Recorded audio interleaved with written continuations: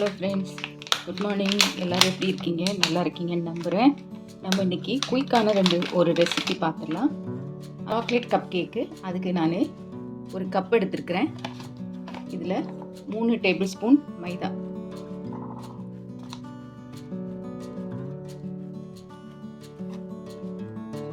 3 tablespoon மைதா, காய்ச்சின butter 3 table spoon,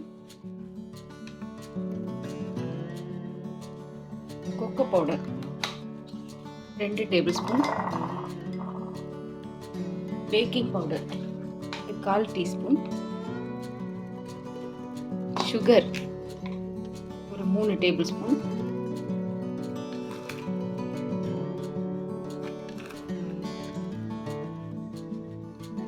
காய்ச்சி ஆற வச்ச பால் ஒரு 3 table spoon,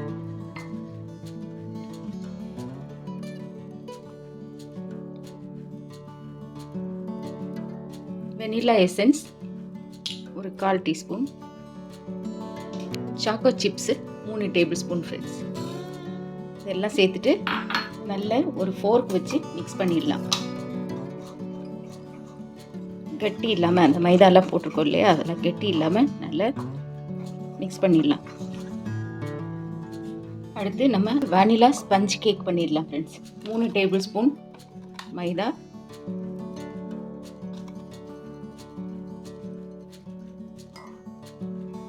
sugar 3 tablespoon, milk 3 tablespoon,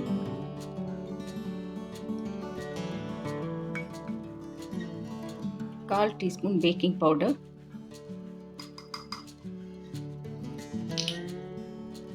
கால் teaspoon vanilla essence, 3 tablespoon காய்ச்சின பட்டர்.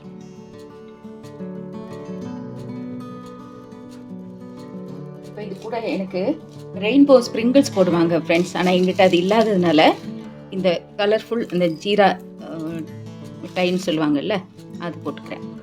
இப்போ இது எல்லாத்தையும் நல்லா மிக்ஸ் பண்ணி விட்டுறலாம். அதே மாதிரி கட்டி இல்லாமல் மிக்ஸ் பண்ணி விட்டுருங்க. இப்போ 2 பேட்டருமே ரெடி ஃப்ரெண்ட்ஸ்.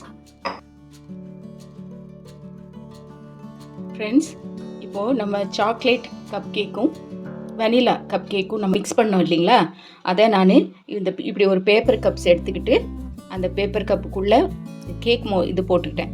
பேப்பர் கிடைக்கும் இல்லைங்களா, அதை போட்டுக்கிட்டேன். அப்படி எல்லா கப்புலையும் போட்டுட்டு இதை ஸ்டீமரில் வச்சேன். ஸ்டீமரில் 15 to 20 மினிட்ஸு இது வச்சேன். ஸ்டீமர்னால் ஏதோ ஒன்று யோசிக்காதீங்க, நான் வச்சது இட்லி பாத்திரத்தில் தான்.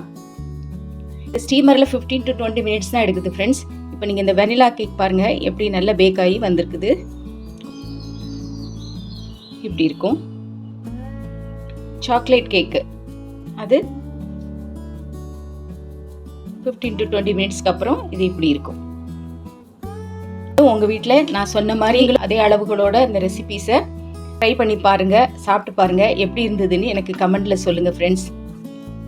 இந்த வீடியோ உங்களுக்கு பிடிச்சிருந்ததுன்னா லைக் பண்ணுங்கள், ஷேர் பண்ணுங்கள், கமெண்ட் பண்ணுங்கள், சப்ஸ்கிரைப் பண்ண மறக்காதீங்க ஃப்ரெண்ட்ஸ்.